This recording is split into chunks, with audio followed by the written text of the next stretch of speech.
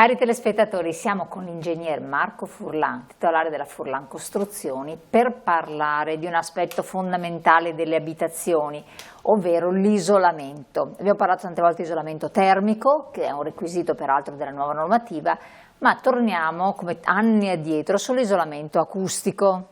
Perché è importante? È importante, Elena, perché isolare bene acusticamente una casa vuol dire farci vivere bene chi poi ci andrà ad abitare.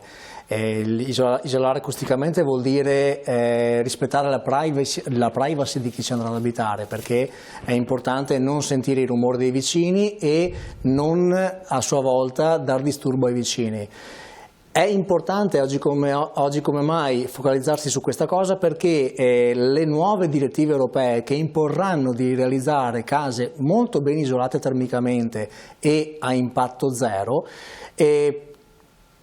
il rischio è quello che si perderà di vista l'obiettivo comfort abitativo. Pertanto, per raggiungere l'obiettivo previsto dalla legge, esatto, per cercare di isolare bene le case e capire quali tipologie di impianti realizzare per ottenere questo famoso obiettivo zero emissioni, e sicuramente tutte le risorse saranno concentrate su quell'aspetto là e si tenderà a trascurare il comfort abitativo. In più, dovendo cambiare magari sistema costruttivo, dovendo cambiare tipologia di impianti che molti hanno utilizzato fino ad oggi e dal 2030 non andranno più bene, il rischio è quello di fare errori installativi che potranno generare a loro volta rumori nelle case. Okay? Quindi il rischio di avere impianti rumorosi o impianti che trasmettono i rumori da una casa all'altra, dalla mia casa alla casa del vicino.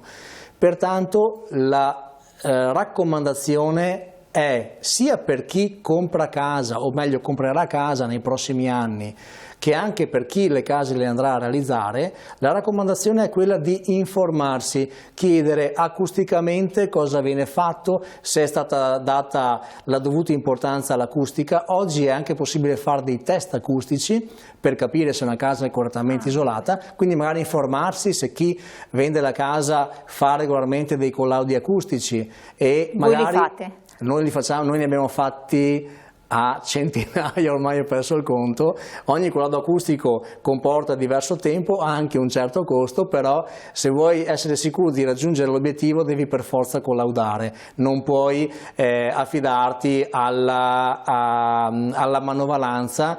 Bisogna innanzitutto utilizzare prodotti idonei, seconda cosa saperli mettere in opera correttamente, perché non è sufficiente avere il prodotto, bisogna anche saperlo mettere in opera correttamente e poi collaudare. Devi avere la certezza di aver raggiunto il risultato e in fase di costruzione, non a casa ultimata quando poi intervenire è un problema. Grazie ingegner Furlan.